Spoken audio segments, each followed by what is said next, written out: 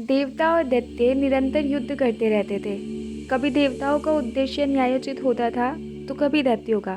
कभी देवताओं का पलड़ा भारी होता था तो कभी असुर बाजी मार लेते थे।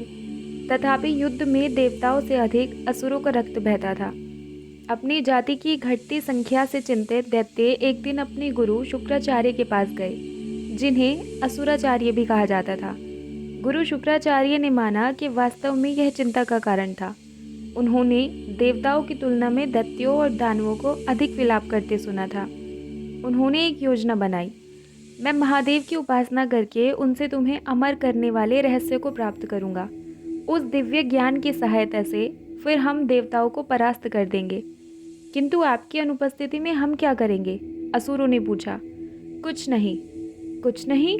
हाँ, जब तक मैं लौट कर ना आऊँ, किसी भी युद्ध में हिस्सा मत लेना। अस्त्र शस्त्र त्याग दो और देवताओं के साथ शांति से मिलकर रहो। वे इस युद्ध विराम को कदापि सम्मान नहीं करेंगे। हम जैसे ही अस्त्र शस्त्र का त्याग करेंगे, वे आक्रमण कर देंगे। तब हमारी रक्षा कौन करेगा? मेरे पिता, शुक्राचार्य ने उत्तर दिया। महर्षि भृगु, मेरे माता पिता के पास चले जाओ, वे तुम्हें शरण देंगे। सारे असुर भृगु के आश्रम की ओर चल पड़े।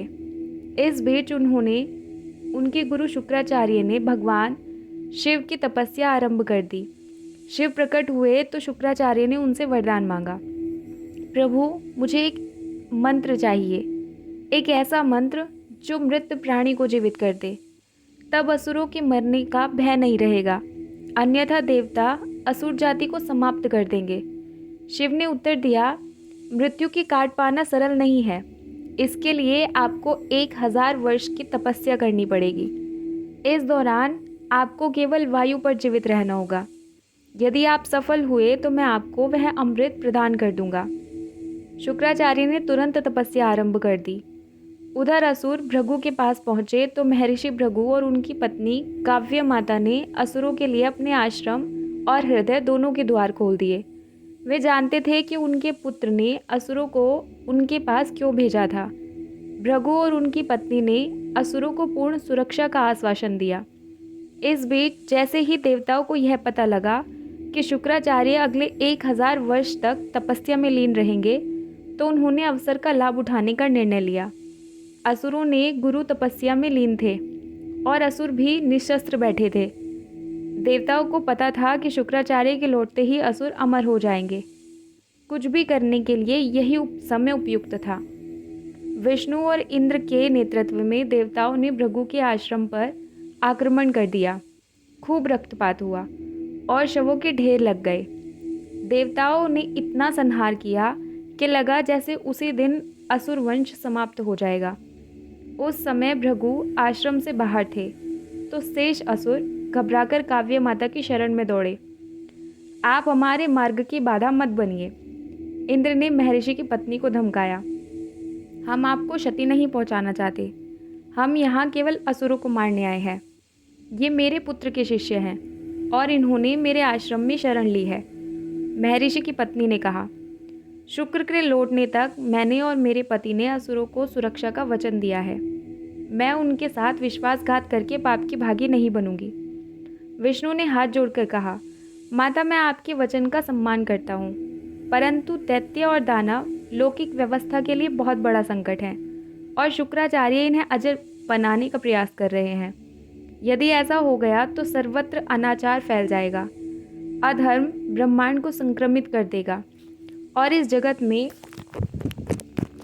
जो भी कुछ अच्छा है सब नष्ट हो जाएगा। जिस तरह गुरु शुक्राचार्य का असुरों के प्रति कुछ दायित्व है, उसी तरह नारायण के रूप में मेरा भी कुछ कर्तव्य है। शुक्राचार्य का धर्म केवल असुरों के प्रति है, परंतु मेरा धर्म ब्रह्मांड के प्रति, बृहत उद्देश्य के प्रति है और उसका कुछ मूल्य तो चुकाना पड़ता है। कैसा मूल्य? जब महादेव स्वयं शुक्र के अनुरोध को पूरा करने के लिए तैयार है, तो आप उनका विरोध क्यों कर रहे हैं? काव्य माता ने कहा। महादेव योगी हैं, वे तटस्थ हैं और ब्रह्मांड से विरक्त रहते हैं। उनके लिए देवता और असुर समान हैं, किंतु मैं उनकी तरह अनासक्त नहीं रह सकता। मुझे अपना कार्य करना है और आपको भी वही करना चाहिए। परंतु काव्य माता टस से मस न हुई। देवता आगे बढ़े तो उन्हें क्रोध आ गया। उन्होंने दिव्य शक्ति से इंद्र के अंगों को स्तंभित कर दिया। देवराज को स्तंभित देखकर देवता भयभीत हो गए। उनमें से बहुत से वहां से भागने लगे। तब विष्णु ने देवराज इंद्र को अपने शरीर में प्रवेश करने को कहा, किंतु काव्य माता मादा अजगर की तरह फुंकार उठी, सावधान, मैं तुम दोनों को भस्म कर दूंगी। इन्हें मार डालो, इंद्र ने चिल्लाकर कहा। ये ब्रह्मांड के शुद्धिकरण में बाधा बन रही हैं। इनके रहते हम अपना लक्ष्य कभी पूरा नहीं कर सकते। विष्णु ने आंखें बंद की और अपना हाथ उठाया। अगले ही क्षण सुदर्शन चक्र प्रकट हो गया। वह चक्र जो विष्णु के लिए पंख के समान हल्का हुआ करता था, उस दिन उनके लिए भी भारी हो गया था। विष्णु ने सोचा था कि चक्र को देखकर भृगु की पत्नी डर जाएंगी, किंतु काव्य माता अपनी जगह से हिली तक नहीं। उनकी गर्दन सीधी और दृष्टि अपलक रही। वे वीर गति प्राप्त करने को तैयार थी। विष्णु का चक्र चला और भगवान विष्णु ने असुरों के सामने एक स्त्री का सिर काट डाला। उनके हाथ माता के रक्त से लाल हो चुके थे। काव्य माता का धड़ कुछ देर खड़ा रहा, मानो वे अब भी विष्णु को चुनौती दे रही थी, और फिर वह नीचे गिर गया। आश्रम में भयानक सन्नाटा पसर गया। सहसा भृगु की चीख सुनाई पड़ी, काव्या! मृत शरीर की ओर लड़खड़ाते हुए पहुँचे। ऋषि को समझ में आ गया कि वहाँ क्या हुआ था। असुरों के शव चारों ओर बिखरे पड़े थे। सुदर्शन चक्र से भृगु की पत्नी के रक्त की गंध आ रही थी। भृगु विष्णु की ओर मुड़े, आपने ये क्या कर डाला? वही जो धर्म की रक्षा के लिए आवश्यक था। जिस तरह महादेव को ब्रह्मदेव का सिर काटना पड़ा, उसी तरह मैंने भी इनका सिर काट दिया। देवताओं को भी कई बार हत्या करनी पड़ती है ताकि ब्रह्मांड सुरक्षित रह सके, परंतु जो हत्या करते हैं उन्हें प्रायश्चित भी करना पड़ता है। नारायण, महादेव को कपाल हाथ में लेकर भटकना पड़ा, और अब आपको भी अपने किए का दंड भुगतना पड़ेगा। आपके कारण मुझे पीड़ा हुई है, इसलिए मैं आपको शाप देता हूँ कि आपको भी मेरी तरह पीड़ा भोगनी पड़ेगी। आप भूलोक पर मनुष्य के रूप में अवतार लेकर जीवन मृत्यु के चक्र से गुजरेंगे, और आपको भी वही पीड़ा भोगनी पड़ेगी जो आप अन्य नश्वर जीवों को देते हैं। विष्णु ने हाथ जोड़कर कहा, मुझे स्वीकार है।